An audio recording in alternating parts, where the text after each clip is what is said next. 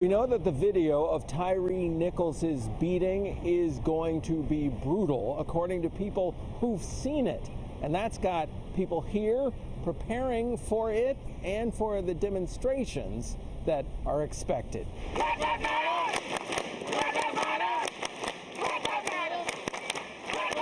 Protests with similar emotions and of similar size to the ones we saw in the spring of 2020 are expected as early as Friday evening and through the weekend, following the release of the video of Memphis motorist Tyre Nichols' beating death in the custody of 5 Memphis police officers.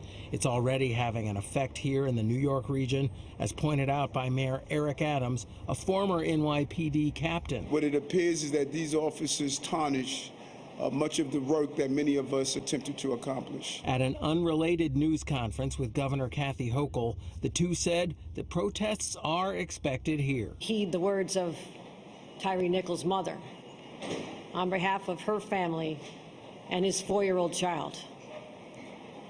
Pete, if you're going to protest, please do so peacefully in her son's memory. Some local residents we talked with made a similar request. I know everybody gonna have some words to say, but I hope it be positive. The video is expected to be brutal, and that sparked real concern. I just don't know what to expect, and then I don't know how I'm gonna go about it when breaking it down to my kids myself. Allow your children to ask questions, allow them to form their own conclusions, but before the conversation is over, remind your children that they too are part of the family of humanity. The senior pastor of Mother AME Zion Church talks about messages he's preparing for Sunday regarding what's coming. But the message at Tyre Nichols' funeral, his eulogy on Wednesday, will come from Reverend Al Sharpton.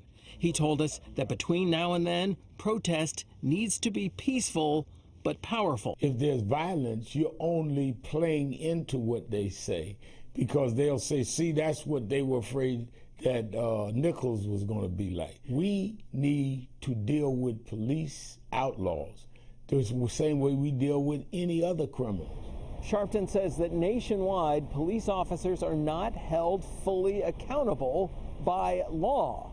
He says the protests need to call for that change legislatively.